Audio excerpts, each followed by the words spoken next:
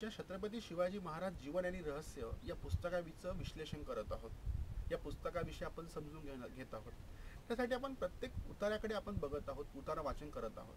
आता आपण उतार्याच्या या व्हिडिओच्या 5व्या भागाकडे पोहोचलो आहोत आणि आपण आता जो आज या पुस्तकातला जो उतारा वाचण्यासाठी घेत आहोत त्या उतार्याचं शीर्षक आहे एतद्देशीयांचे राज्य, म्हणजे आपलं स्वतःचं राज्य किंवा स्वकीयांचं राज्य. त्यामध्ये प्राध्यापक कुरुंकर असं म्हणतात, शिवाजी राजे जसे हिंदू धर्माचे धार्मिक नेते नव्हते तसे ते महाराष्ट्राचे अगर मराठ्यांचेही नेते नव्हते. कुरुंकर काय म्हणतात, शिवाजी राजे जसे हिंदू धर्माचे धार्मिक नेते नव्हते तसे ते महाराष्ट्राचे अगर मराठ्यांचे देखील नेते नव्हते. शिवाजी राजांच्या मोठेपणाला महाराष्ट्राच्या चौकटी घालून आपण त्यांच्यावर फार मोठा अन्याय करीत आहोत. ते सहजासहजी लक्षात येत नाही. छत्रपतींचे राज्य महाराष्ट्राच्या बाहेर त्यावेळच्या कर्नाटकात म्हणजे आजच्या तामिळ प्रदेशात देखील पसरलेले होते. जिंजी आणि तंजावर प्रांती असणारे आपले राज्य शिवाजी महाराज वसाहत मानित होते काय? या प्रदेशाला ते आपला जित प्रदेश समजत होते काय?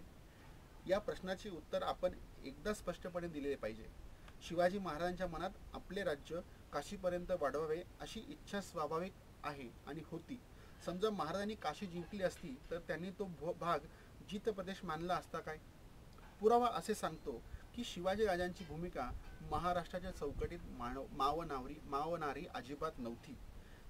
ती भूमिका हिंदवी स्वराज्याची म्हणजे एतद्देशीयांच्या राज्याची होती. सर्व भारतभर कुठेही राज्य निर्माण करता येणे त्यांना जमले असते तर त्यांनी त्या प्रदेशातील जनतेचे नेते म्हणून राज्य केले असते. भारतातील कोणत्याही एका प्रदेशाचे ते स्वतःला नेते समजत नसते. त्यांनी स्वतःला जनतेचे प्रतिनिधी आणि तिच्या मुक्तिदाते मानले असते.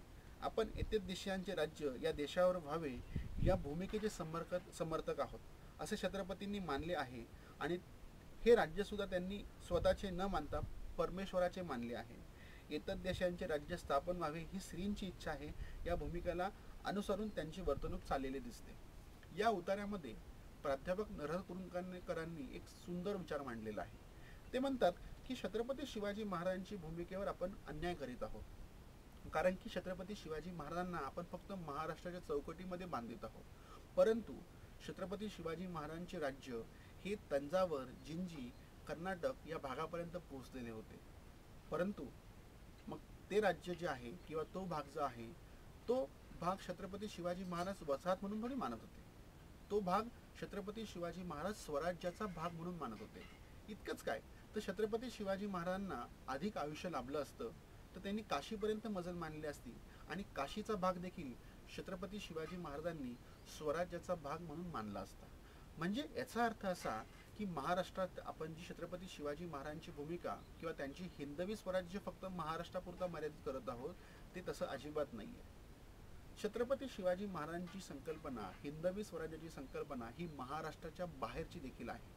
आणि इतकंच नाही तर छत्रपती शिवाजी महाराजांना फक्त मराठ्यांचं किंवा फक्त हिंदूंचं राज्य स्थापायचं होतं असं अजिबात नाही आहे. त्यांचं हिंदवी स्वराज्याची संकल्पना म्हणजे ही एतद्देशीयांची संकल्पना या स्वरूपाची आहे. ती स्वतःच्या लोकांची संकल्पना आहे, स्वतःच्या लोकांच्या कल्याणाची संकल्पना आहे असं प्राध्यापक कुरुंकर म्हणतात. त्यामुळं छत्रपती शिवाजी महाराजांच्या हिंदवी स्वराज्याच्या संकल्पनेला कुठल्याही स्वरूपाचा धार्मिक आधार असा अजिबात नाही आहे. परंतु त्या संकल्पनेला एतद्देशीयांच्या कल्याणाचा, एतद्देशीयांच्या प्रगतीचा, उद्धाराचा असा आधार आपल्याला सापडतो असं प्राध्यापक नरहर कुरुंकर असं देखील म्हणतात. आणि ती भूमिका अतिशय महत्त्वाची आहे, कारण की छत्रपती शिवाजी महाराज फक्त हिंदू धर्माचे राजे नव्हते किंवा छत्रपती शिवाजी महाराजांना संपूर्ण मराठा समाजाने किंवा मराठ्यांनी साथ दिलेली नव्हती. म्हणून छत्रपती शिवाजी महाराजांना त्यांच्या भूमिकेकडे बघत असताना, त्यांच्या व्यक्तित्वाकडे बघत असताना आपल्याला महाराष्ट्रापुरती जी आपण चौकट घातलेली आहे ती चौकट पार पडून आपण जरा स्कोपिक पद्धतीनं छत्रपती शिवाजी महाराजांकडे बघितलं पाहिजे असं प्राध्यापक नरहर कुरुंकर अतिशय स्पष्टपणे मांडतात. तर चला आज इतकंच आपण समजूया.